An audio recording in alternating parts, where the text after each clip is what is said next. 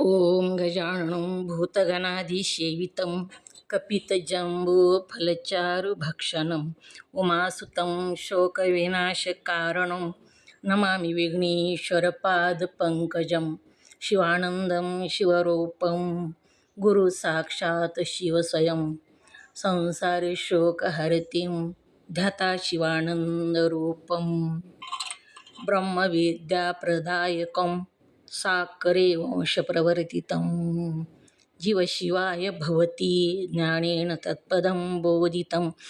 जय मंगलम जय नमः पार्वतीपते शिव हर हर महादेव। वंदे श्रीमद्रामं सद्गुरुमतिशान्ति शीतया श्लेष्ठं कामादिराक्षसारी भवजलधो तत्त्वबोध सेतुकरम्। ओम तत्सत प्रब्रह्मणे नमः। संत शिरोमणी मन्मथ स्वामी महाराज की जय।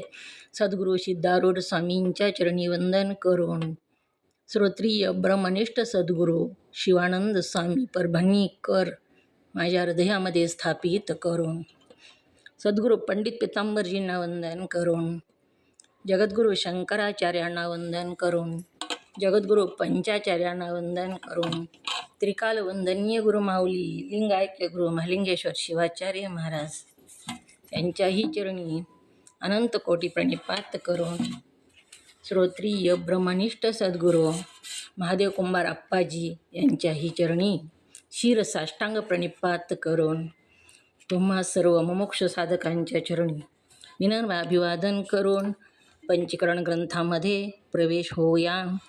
पंचीकरण ग्रंथाचं पान नंबर 206 आपलं चाललेलं आहे। आत्मा कसा आहे आणि देह कसा, दोन्हीचा विरोधी भाव कसा आहे ही आपण काल बघितलं। देह विकारी आहे, दृश्य आहे, अनित्य, जड आहे, परिच्छिन्न आहे, सावयव आहे अशा प्रकारे, आणि आत्मा अविकारी, दृष्टा, नित्य, ज्ञानस्वरूप, परिपूर्ण आणि निरअवयव आहे। तिथं वयव नाही, वयव म्हणल्यानंतर अर्थ वेगळा निघतो। परिपूर्ण आहे, निरअवयव आहे। देह अपवित्र, दुर्गंध, मल मांस मूत्र ह्या देहामध्ये किती अपवित्र आहे हा देह हे सांगितलं। आणि आत्मा निर्मल आहे, देह मलिन आहे। 9 द्वारामधून दुर्गंधीयुक्त घाणेरडे पदार्थ ह्या देहातून बाहेर पडतात, म्हणून देहच आत्मा होऊ शकत नाही। देह वेगळा आणि आत्मा वेगळा। या रीतीने देह व आत्मा यांची लक्षणे परस्परापासून भिन्न असल्यामुळे आत्मा देहाहून निराळा आहे असे अनुभवाने समजण्यासारखे आहे। अनुभव घेऊन समजून घ्यावं लागतं आणि ते समजण्यासारखं आहे। तथापि देहाहून आत्मा वेगळा आहे असे न समजता देहच मी असं जर आपण समजलं, देहाहून आत्मा वेगळा आहे असं जर नाही समजलं, तर देहच आपण आहो असे जर कोणी म्हटले तर, आपण रोजच म्हणतो बघा देहच आपण आहो, असं जर कोणी म्हटलं तर पुढे काय सांगू लागलेले आहेत, त्याला महादोषी म्हटले पाहिजे। महादोषी म्हटले पाहिजे। सामान्य साधा दोष नाही तर महादोष। अपराध, चूक आणि अपराध जसा फरक असतो तसंच दोष आणि महादोष। चूक ही अंजानपणानं होते, अपराध जाणून बुजून केलेला असतो। जो कोणी काय म्हणतो, देहच आपण आहो असे म्हणतो, तो महादोषी म्हटले पाहिजे। किंवा ज्याप्रमाणे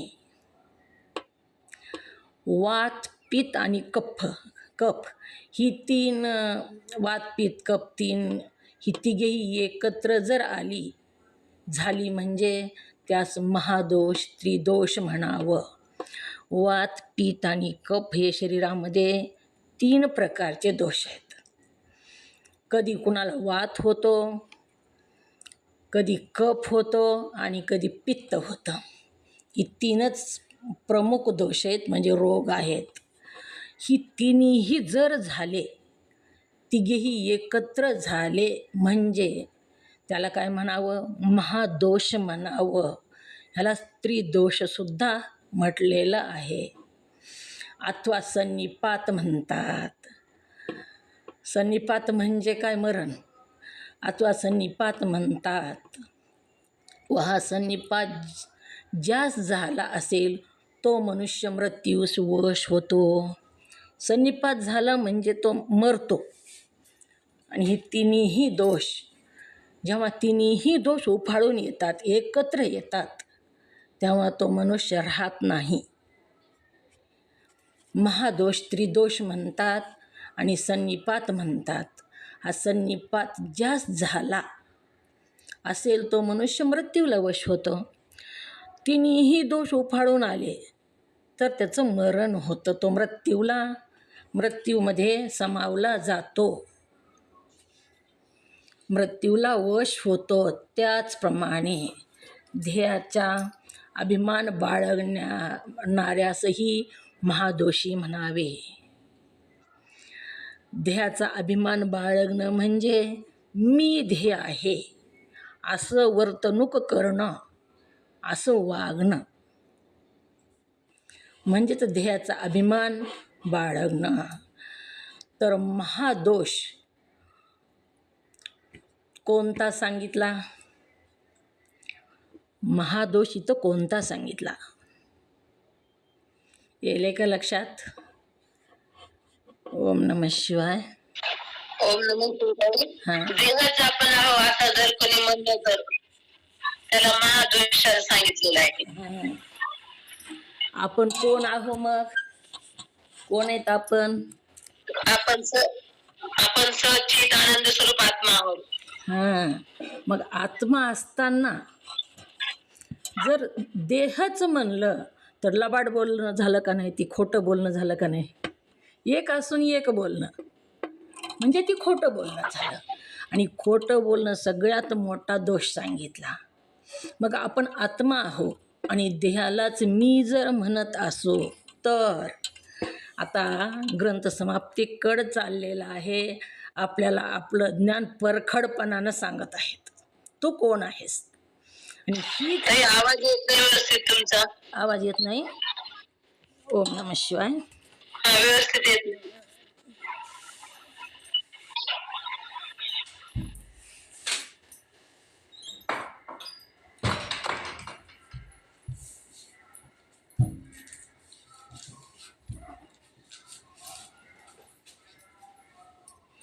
ओम नमः शिवाय. आता येईल का? हो ताई, येतोय आता. आवाज पुन्हा येणं गेला तर सांगा, मी दुसरीकडे बसते. मग आता इथं जर नाही आला तर वात पित्त कफ, वात पित्त कफ एकत्र झालं म्हणजे सन्निपात झाला असं म्हणावं. सन्निपात झाला म्हणजे मृत्यूला वश होतो. तर आता इथं सन्निपात म्हणजे मृत्यूला वश होतो आणि देहच आपण मानतो. आपण आत्मा आहे असं वागतो का देह आहे असं वागतो? तर इथं महादोष सांगितला बघा. मग कसं वागल्यानंतर महादोष सांगितला? तर आता ज्योतिताईंनी सांगितलं. देहच आपण आहो असं जेव्हा आपण म्हणतो तेव्हा त्याला काय, कोणता दोष लागतो? महादोष लागतो. कफ वात आणि पित्त एकत्र झाल्यानंतर सन्निपात म्हणावं. सन्निपात झाला म्हणजे मृत्यूला वश झाला. त्याप्रमाणे ध्येयाचा अभिमान बाळगण्यासही महादोषी म्हणावं. म्हणजे त्यालाही सन्निपात झाला म्हणजे तो मेल्यासारखाच आहे. महादोष कोण? जो ध्येयाला मी म्हणतो. देहाला अभिमान बाळगण्यासही महादोषी म्हणावे, म्हणजे त्यालाही सन्निपात झाला आहे समजावे. म्हणजे तो जिवंत असून मेल्यासारखाच आहे. काय त्याच्या हातानं कोणतंच देह अभिमान ज्यानं धरला त्याला सन्निपात झाला असं सांगू लागलेले आहेत. भागवतातही श्रीकृष्ण भगवंतांनी उद्धवास सांगितलेले आहे. श्रीकृष्ण भगवंतांनी उद्धवास ब्रह्मज्ञान सांगितलेलं आहे. भागवत कुणी ऐकले असेल तर त्याच्यामध्ये ऐकताना तेवढं सांगत नाहीत, पण ज्यांनी वाचलं भागवत त्यांना मात्र ते माहीत असेल. उद्धवाला कृष्ण परमात्म्यानं निज धामाला जाताना ब्रह्मज्ञान सांगितलेलं आहे, आत्मज्ञान सांगितलेलं आहे. आणि हे आत्मज्ञान तू विदुराला जाऊन सांग. मी गेल्यानंतर विदुराला दुःख होईल आणि त्याला दुःख होऊ नये, त्याला अतिशय दुःख होईल आणि त्याला दुःख होऊ नये म्हणून मी तुला जे ज्ञान सांगतो ते ज्ञान तू उद्धवाला जाऊन सांग. म्हणून कृष्ण परमात्म्यानं प्रभाग क्षेत्रामध्ये म्हणजे सोमनाथ, सौराष्ट्रीय सोमनाथ, तिथून कृष्ण निजधामाला गेलेले आहेत. सौराष्ट्रीय सोमनाथाच्या सागर तटावरून स्वतःच्या ध्येय सुटलेला आहे तिथं कृष्ण परमात्म्याचा. आणि तिथंच कृष्णाने उद्धवाला ब्रह्मज्ञान सांगितलेलं आहे. श्रीकृष्णानेही उद्धवास सांगितलेले आहे की उद्धवा, अहंता ममता रूप केवळ सन्निपातच आहे. अहंता आणि ममता, ज्यानं अहंतेला आणि ममतेला पकडलं, ज्यानं प्रपंचाला पकडलं. अहंता म्हणजे काय? अहंता ममता आधी कळावं. अहंता कशाला म्हणावं आणि ममता कशाला म्हणावं. ज्योतिताई तुम्हाला येतं, दुसऱ्या सांगा. ज्यांना लक्षात येत नाही त्यांनी सांगावं. अहंता कशाला म्हणावं? लक्ष्मीताई बोला, अहंता कशाला म्हणावं? मीनाताई तुम्हाला माहीत आहे, थांबा तुम्ही. लक्ष्मीताई बोला, अहंता कशाला म्हणावं?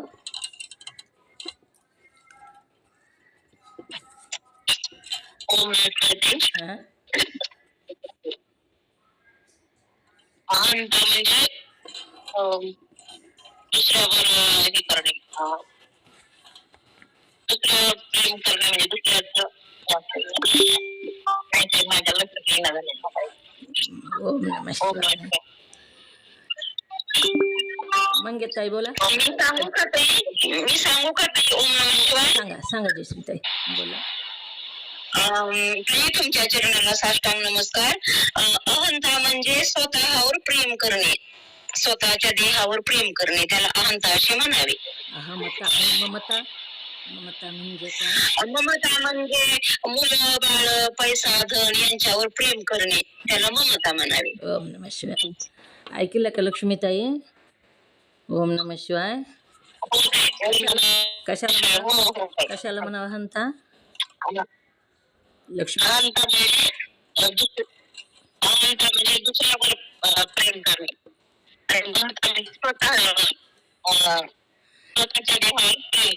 आता जयश्रीताईने काय सांगितलं आता? असं सांगितलं का त्यांनी? ओम नमः शिवाय.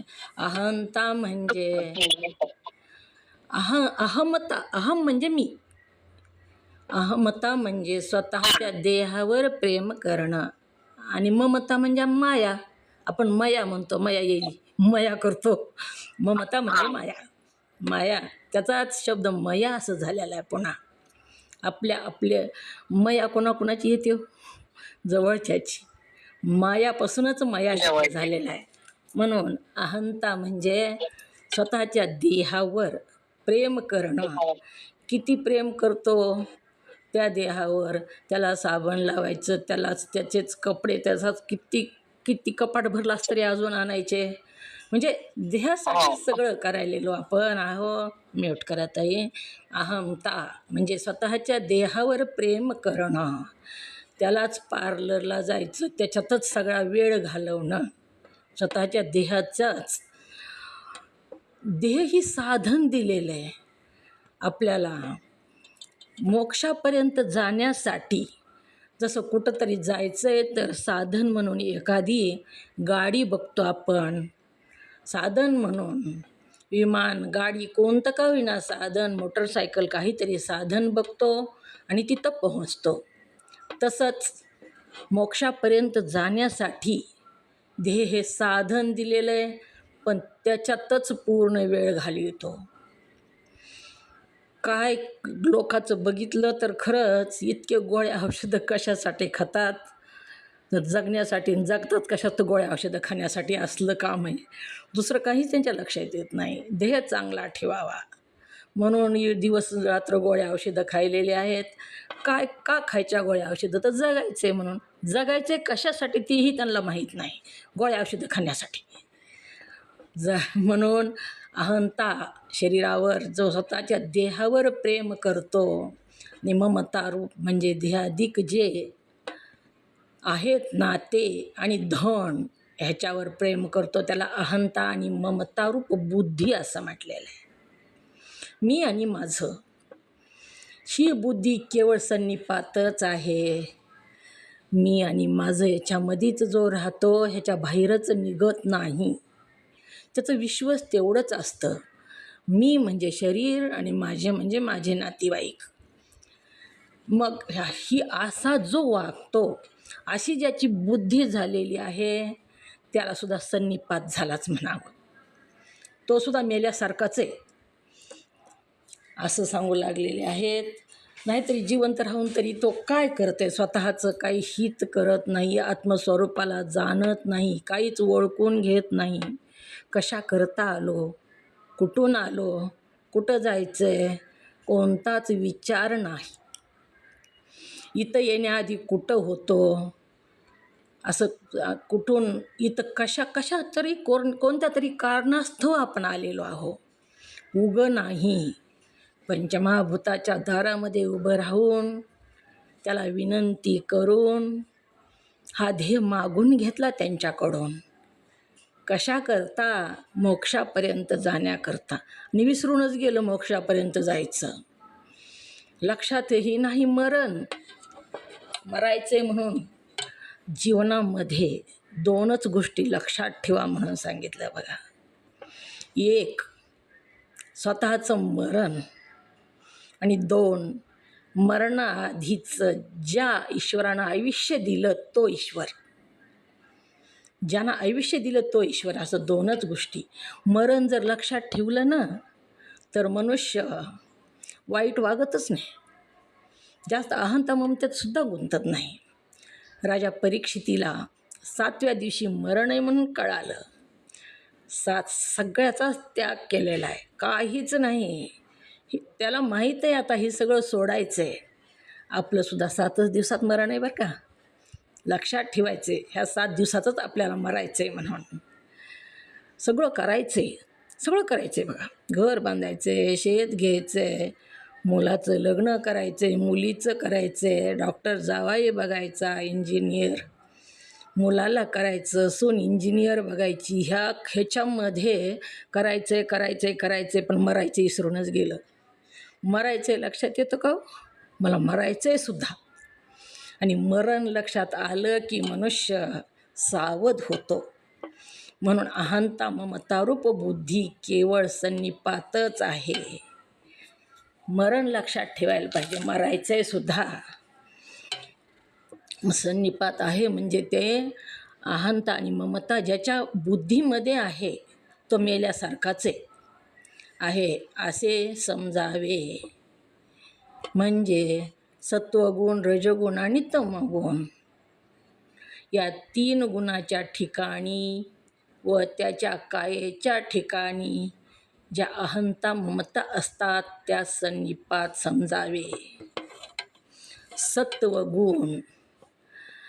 सत्वगुण म्हणजे सत्य वागतो.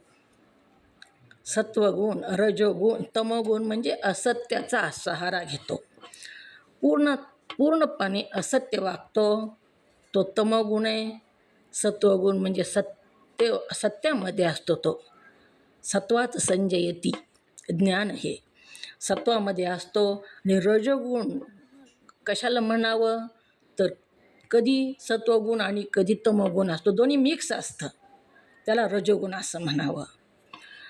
सत्वगुणात असताना जर मरण आलं तर देवलोकाची प्राप्ती होते. अंतकाळ खूप महत्त्वाचा सांगितला. परमरहस्यामध्ये सुद्धा कितीतरी वेळा सांगितल्या, अंतकाळी शिवस्मरण नसे अभ्यासाविना, म्हणून शिवस्मरण करावे जागृती स्वप्नी. जागृती स्वप्नी अखंड स्मरण करावं, का तर अंतकाळ गोड व्हावा.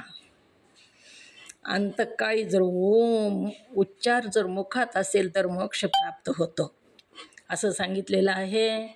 तर सत्वगुणात आपण असताना जर अंत झाला तर देवलोकाची प्राप्ती होते. रजगुणात जर असताना आपली वृत्ती रजगुणात आहे आणि जर अंत झाला तर पशुपक्ष्याच्या योनी प्राप्त होतात. आणि सत्वगुणात असताना देवलोक, वैकुंठ जी म्हणतो आपण, कैलास, वैकुंठ लोक, स्वर्ग, ते प्राप्त होतं. रजोगुणात पशुपक्ष्याच्या योनी प्राप्त होतात. आणि जो तमोगुणात असताना मृत्यू पावतो तो मात्र दगडाच्या आणि वृक्षाच्या योनीला जातो असं सांगितलेलं आहे.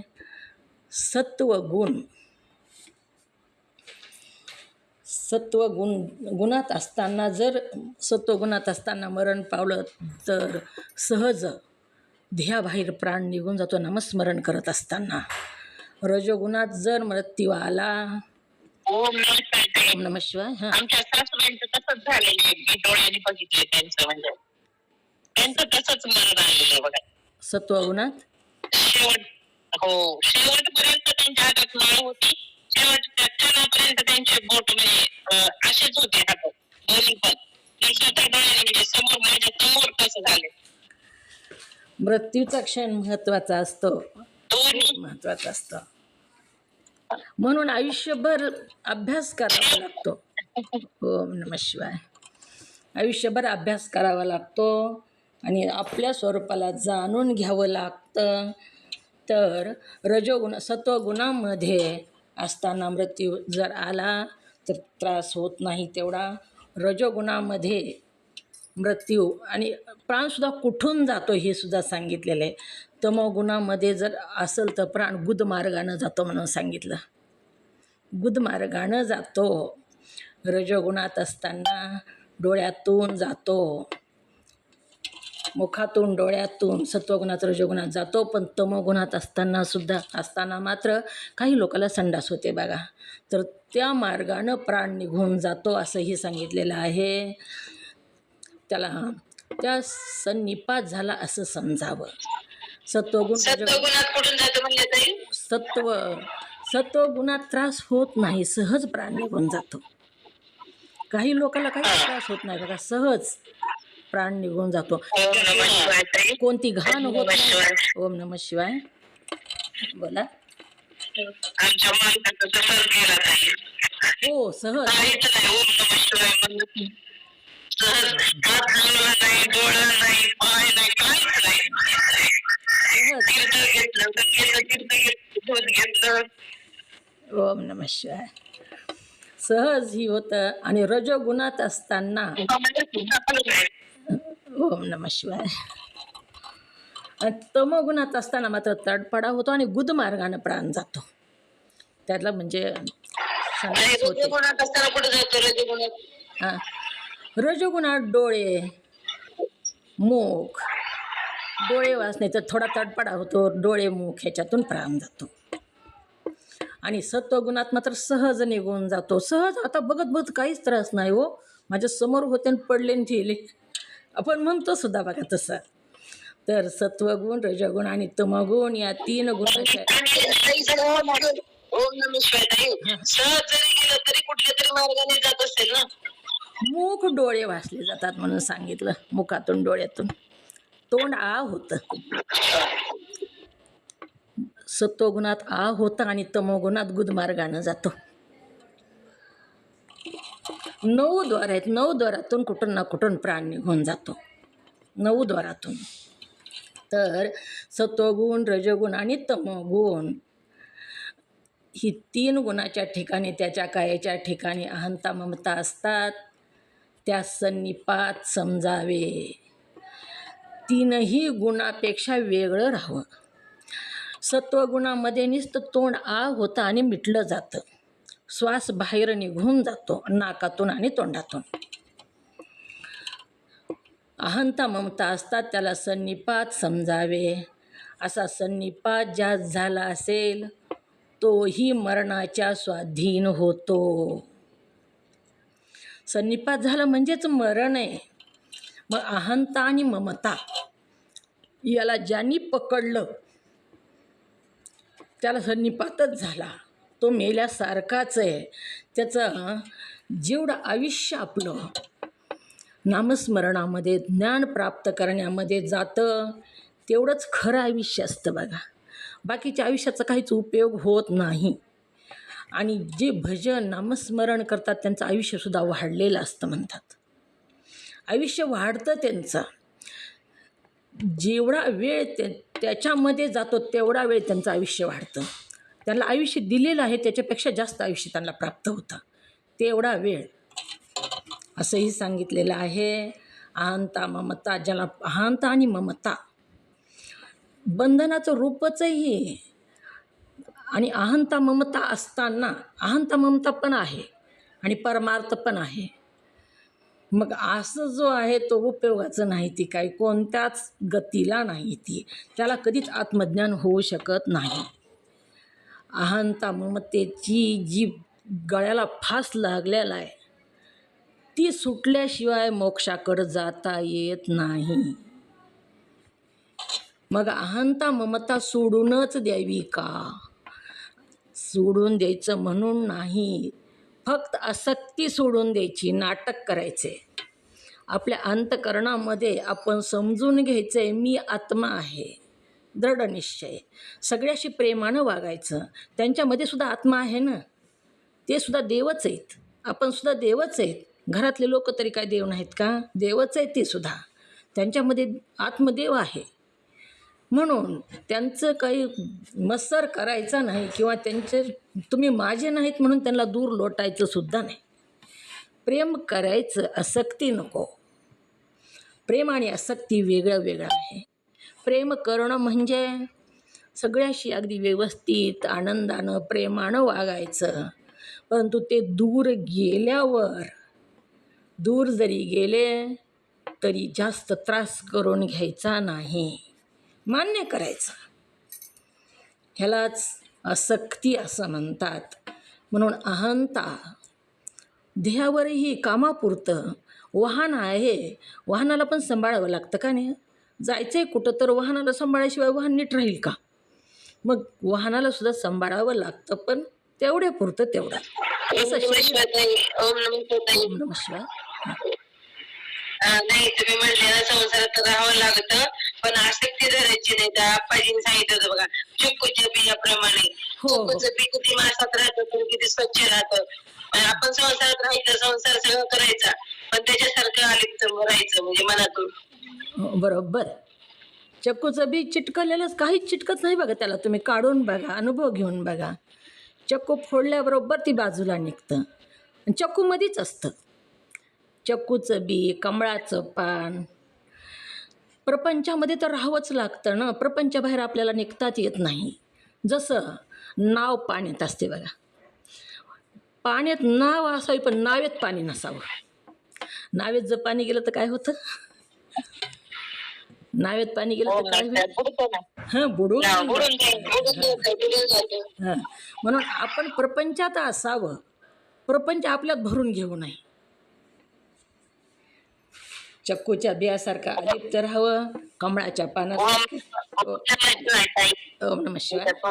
बोला. हां. सांगा थोडं. सत्व गुण, रजगुण आणि तमोगुण या 3 गुणांच्या ठिकाणी, त्या कायेच्या ठिकाणी इथं गोंधळ राहिला माझ्या मनात. काय म्हणजे शरीर. काय शरीर झालं पण सत्वगुणाला पण आहे का म्हणता?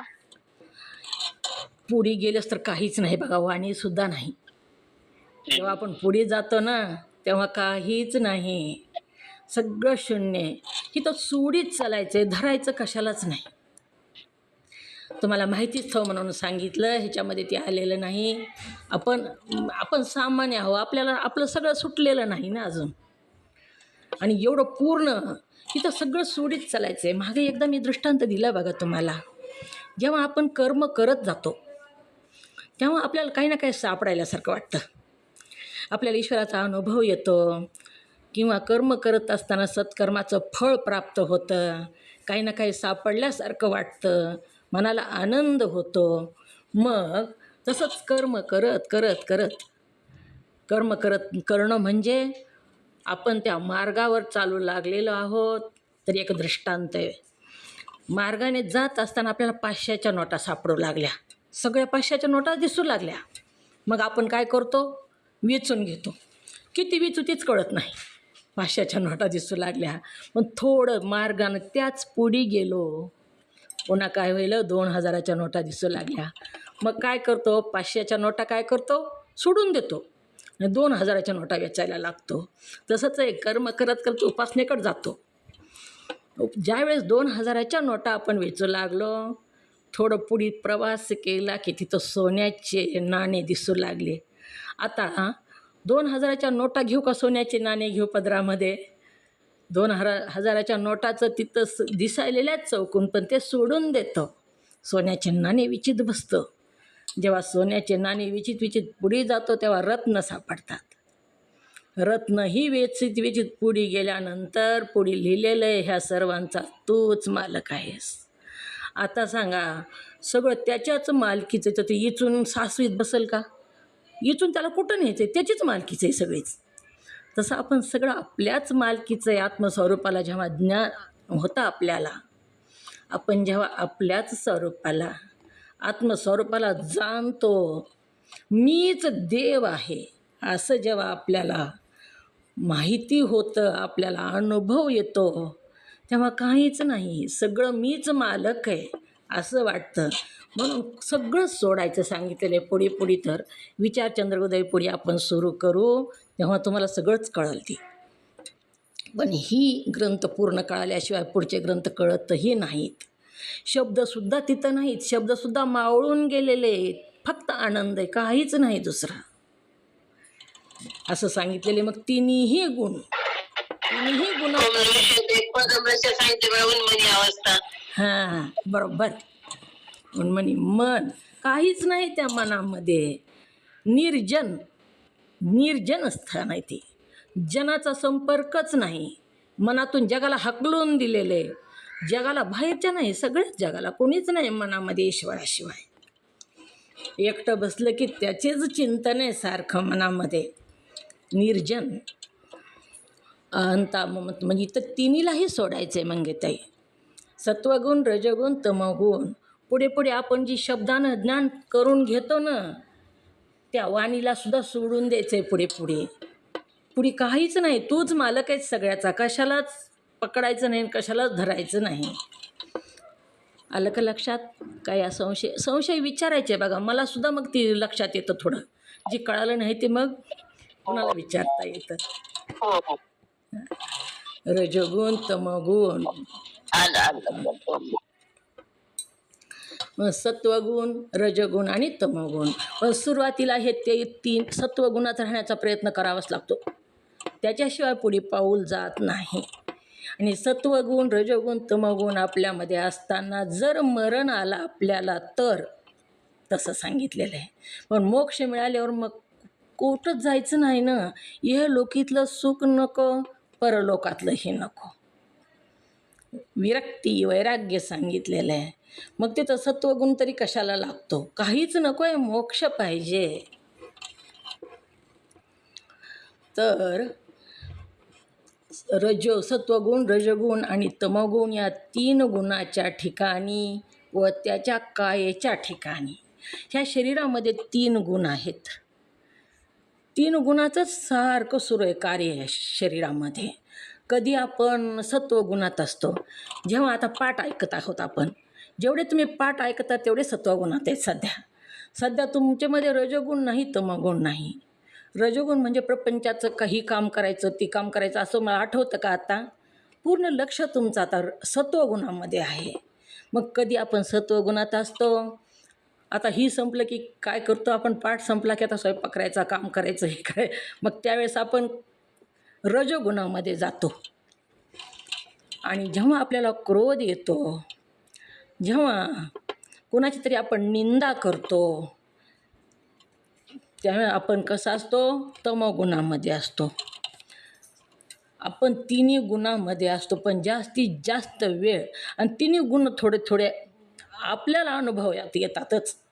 मोक्ष प्राप्त करून घेतलेल्या साधकाला, महात्म्याला येत नसतील, त्यांना सुद्धा येतात. म्हणूनच आपल्याला पाप पुण्य देतात ना ते. तिन्ही गुणात आपण असतो, अखंड ज्यास आहे तोच. कायेच्या ज्या अहंता ममता असतात त्या सन्निपात म्हणावे. हे तिन्ही गुण आपल्यामध्ये असतात आणि या तिन्ही गुणातच आपलं आयुष्य आपण काटीत असतो. मोक्ष मिळाल्यानंतर ह्यातला कोणताच गुण नसतो, तो ह्याच्या पलीकडं गेलेला असतो. अहंता ममता असतात त्या सन्निपात समजावे. फक्त प्रपंचाला पकडलं तो संसारी,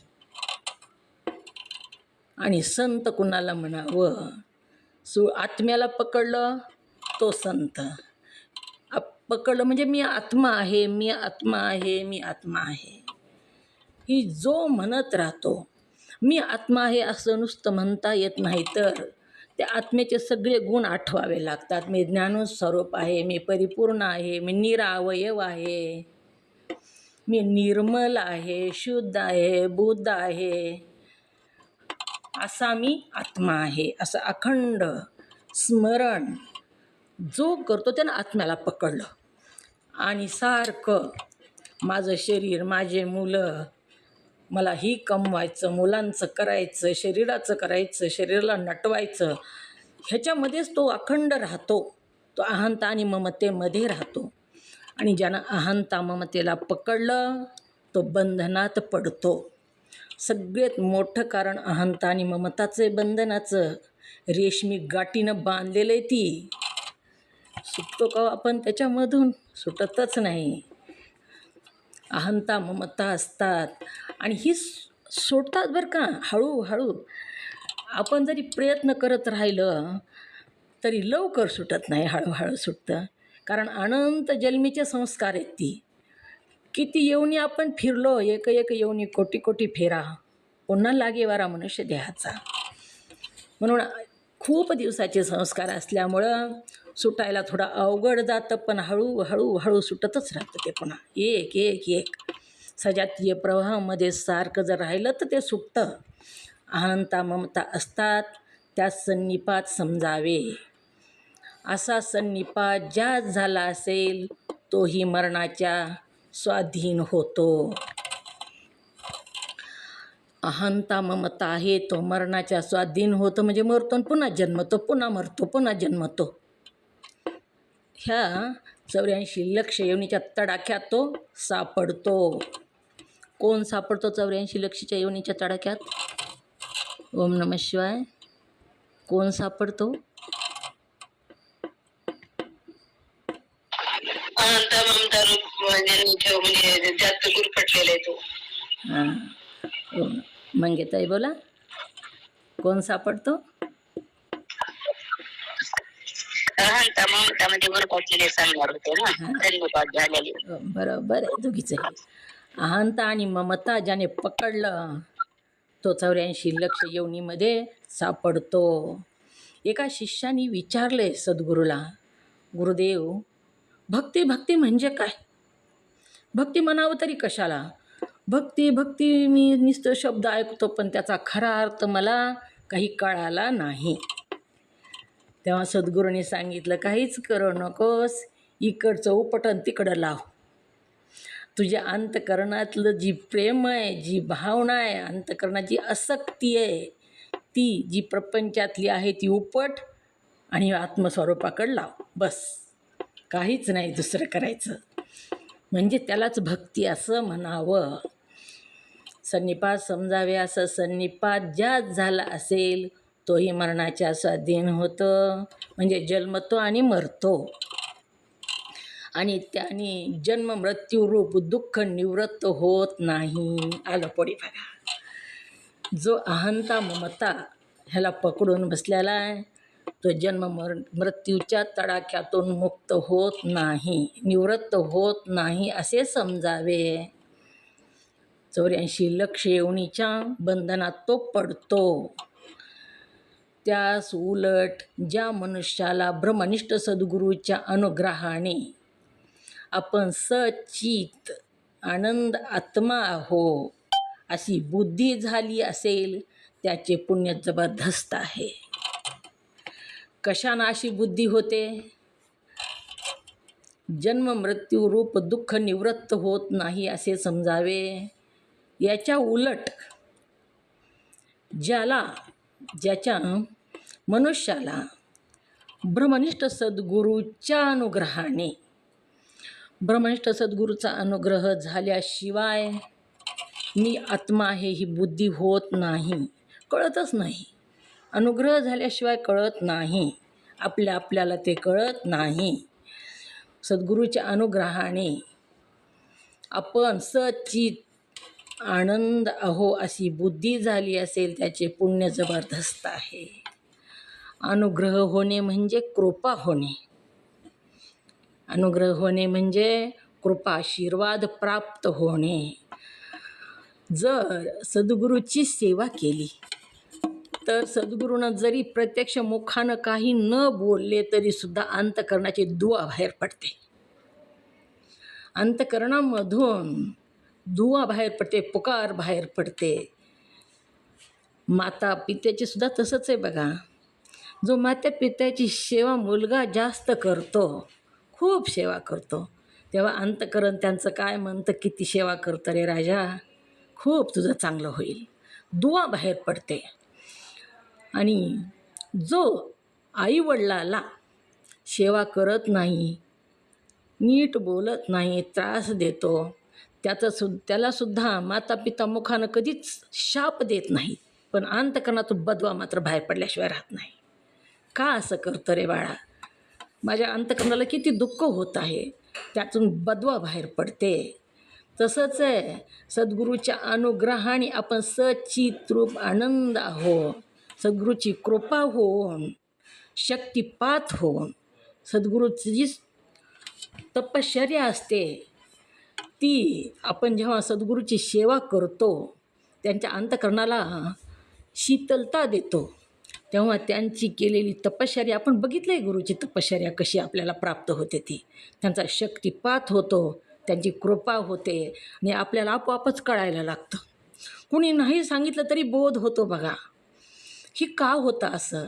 काही शब्दाचे अर्थ मनानंच म्हणजे लक्षात यायला लागतात, कळायला लागतात. कुणी सांगितलं नाही सांगितलं तरी त्याचा बोध होतो. ही सद्गुरूचाच अनुग्रह झालेला असतो, म्हणूनच कळतं त्याला, नाही तर त्याचं तिथं काहीच नसतं. म्हणून मला कळायला म्हणून अभिमान झाला की गेला, ती पुन्हा अभिमान झाला की गेला, पुन्हा काहीच राहिलं नाही. मी आला की देव दूर गेला, देव आला की मी निघून गेला. म्हणून अभिमान शून्य होऊन मी एक सेवक आहे, मी एक सद्गुरूचा दास आहे. मला जरी कळू लागलं थोडंफार काही तरीसुद्धा मी ती कळण्याच्या लायकीचा नाही, तर ती सद्गुरूचीच कृपा आहे असं म्हणून जो चलतो त्याला वरवर कृपा होत चलते.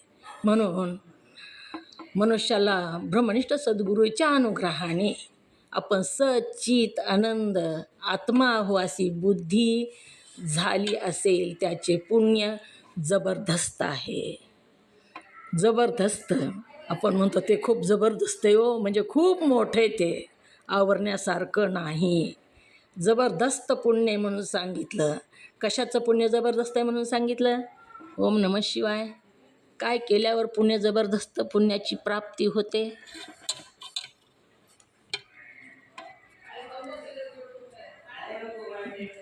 बोला ज्योतिताई.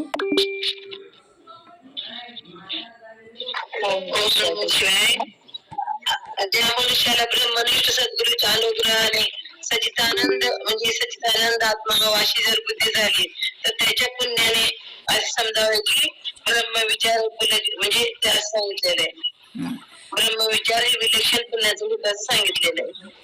जबरदस्त. ब्रह्मविचाराने समजा ब्रह्मविचार केला. ओम नमः शिवाय. बरोबर आहे. जबरदस्त अशा पुण्याची प्राप्ती होते असे समजावे. ब्रह्मविचार विलक्षण पुण्याचा हेतू आहे. विलक्षण म्हणजे वेगळाच. ती खूप वेगळे व आगळं वेगळंच आहे ती, असं आपण म्हणतो. ती सामान्य नाही, ती खूपच वेगळं आहे. तसंच इथं ज्याने मी आत्मा आहे, सच्चित आनंदरूप आत्मा मी आहे अशी प्राप्त करून घेतलेले अशी बुद्धी त्याची झालेली. कशानं झाली? सद्गुरूच्या अनुग्रहानं झाली. आणि अशी बुद्धी जेव्हा होते तेव्हा ब्रह्मविचार विलक्षण आहे. ब्रह्मविचार म्हणजे आत्मविचार. आत्मा आणि ब्रह्म एकच आहे, वेगळं नाही. ब्रह्मविचार विलक्षण म्हणजे वेगळाच आहे. ती ह्या जगातल्या कोणत्याही विचारासारखा नाही. ती अतिशय महान असा विचार आहे, वेगळाच विचार आहे, विलक्षण आहे. ती काही नवीनच बघितलं, खूप आश्चर्य होण्यासारखं एखादं दृश्य बघितलं तर आपण काय म्हणतो, अहो ती खूपच वेगळं होतं, विलक्षण होतं ते. ती दुसरीकडं कुठंच मी तसं बघितलेलं नाही.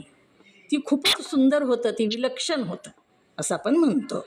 तसंच इथं सांगितलेलं आहे, ब्रह्मविचार विलक्षण पुण्याचा हेतू आहे. हेतू म्हणजे कारण. ब्रह्मविचार करणं ही फार मोठ्या पुण्याचं कारण आहे. इथं काहीच करायचं नाही, हात मळवायचं नाही, पाय मळवायचं नाही, कुठं जायचं नाही, यायचं नाही, काहीच करायचं नाही. अद्वैत ज्ञानामध्ये फक्त विचाराचा परमार्थ येतात. फक्त विचार करायचा आहे. काय विचार करायचा आहे? मी कोण आहे, एवढाच विचार करायचा आहे. ब्रह्मविचार विलक्षण पुण्याचा हेतू आहे असे सिद्धांत मुक्त वल्लीत आप्तपुरुषाचे वाक्य आहे. असे सिद्धांत मुक्तवल्लीमध्ये सांगितलेलं आहे. पुरुषांचं वाक्य आहे असं म्हणतात. आत्मस्वरूपाकडं घेऊन जाऊ लागलेले आहेत. पुढी परखड शब्द सांगू लागलेले आहेत. गुरुमाऊली तसेच असतात बघा. आई कशी असते, समजून सांगते, लाडानं सांगते, मारून पण सांगते. तसंच आहे, सद्गुरू समजून सांगतात. किती अरे बाबा, अरे राजा म्हणून मागं सांगितलेलं आहे. परखडपणा आहे, तुला कळत नाही का म्हणून कधी कधी मारतात सुद्धा. तसेच शब्दाचे इथं पुढी परकड शब्द येऊ लागलेले आहेत. कारण आपल्याला आत्मस्वरूपापर्यंत त्यांना न्यायचं आहे. हाताला धरून नेतात ते. तुम्ही जिथं आहे तिथं येतात आणि तुमच्या हाताला धरून तुमच्या पायानं, जशी आई हळूहळू लहान बाळाला चलवताना आईला चलता येत असतं पटपट, परंतु त्याच्या पायानं ती चलते. तसं ज्ञान संपन्न जे सद्गुरू असतात त्यांना खूप उंच ज्ञान झालेलं असतं, पण तुम्हाला कळावं म्हणून ती खाली येतात तुमच्यापर्यंत. आणि तुम्हाला ज्या भाषेत कळेल, प्रपंचिकातले उदाहरणं देऊन तुम्ही जिथं आहेत, तुमची वृत्ती जिथं आहे तिथं ते येतात आणि तिथून तुम्हाला हळूहळू बोटाला धरून उंच उंच उंच नेतात.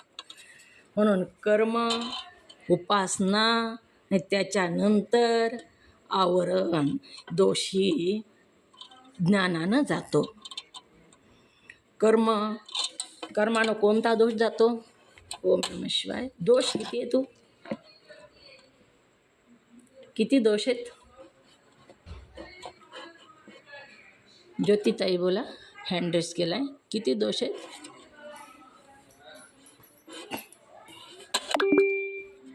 नंदा काकी, किती दोष आहेत? ओम नमः शिवाय. हां, 3 दोष आहेत. कोण? एक विक्षेप दोष, 2 आवरण दोष आणि 3रा मन दोष. लाईनीनं सांगा. उपासना केल्याने विक्षेप. ओम नमः शिवाय. लाईनीनं सांगा. जसं आहे तसं सांगा. ओम नमः शिवाय. नंबर 1 विक्षेप दोष. उपासना केल्याने विक्षेप दोष जातो.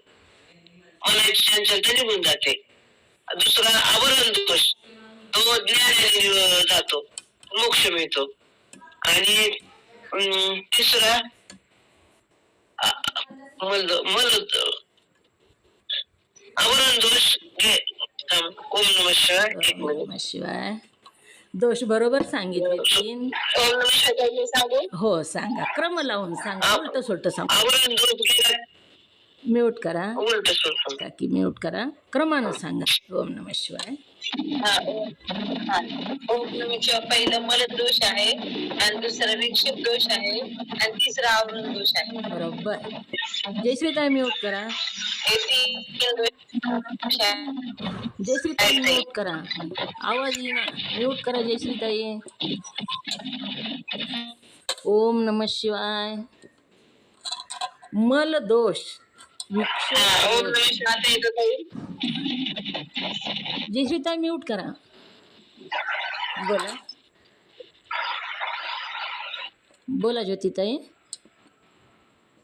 मी सांगितलेलं ऐकू आलं नाही का ताई? हा, आवाज ही ओम नमः शिवाय. मी सांगितलेलं ऐकू आलं नाही का ऐकू म्हटलं? आलं, पण आवाज कमी झाला. पण तुम्ही बरोबर सांगितलं. आवाज येतोय ना? हो, यायला आवाज.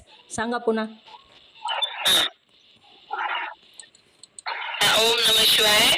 पहिला आहे मलदोष, आणि दुसरा आहे विक्षेप दोष, आणि तिसरा आहे आवरण दोष. असे तीन दोष सांगितलेले. एकूण 3 दोष आहेत. मग मल दोष कशाने जातो?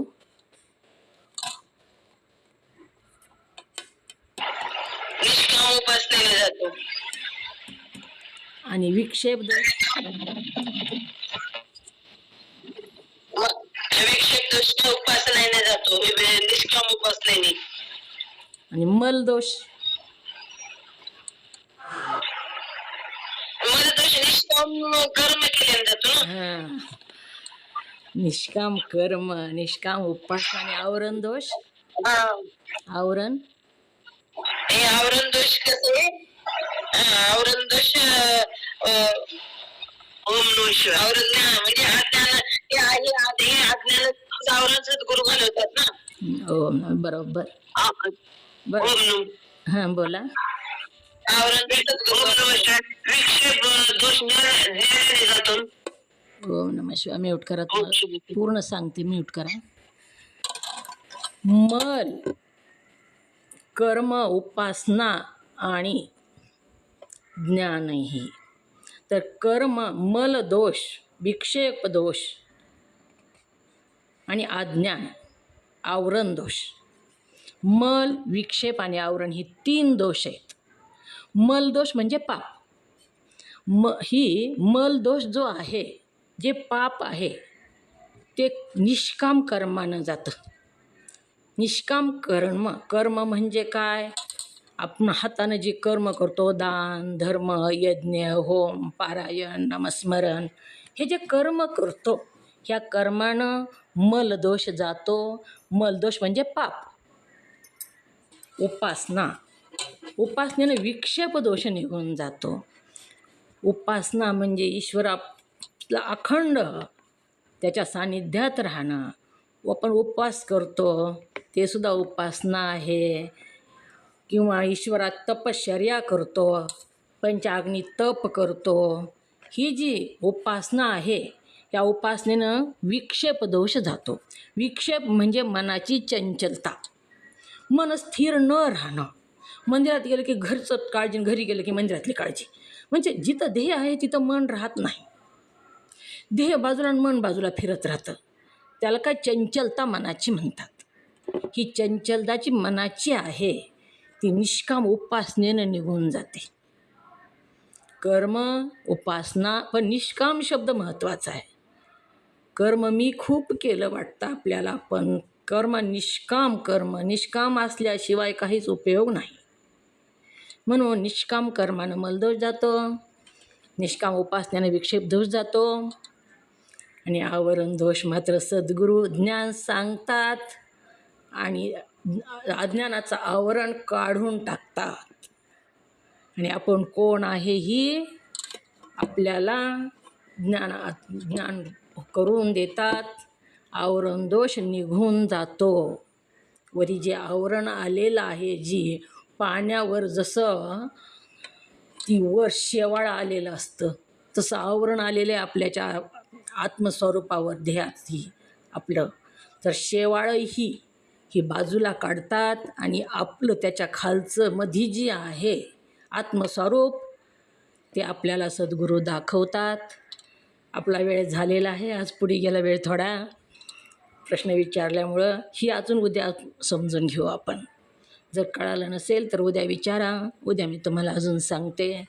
झालेली सेवा सद्गुरूंच्या चरणी समर्पित, तुम्हा सर्व मुमुक्षु साधकांच्या चरणी समर्पित करून सेवेला पूर्णविराम.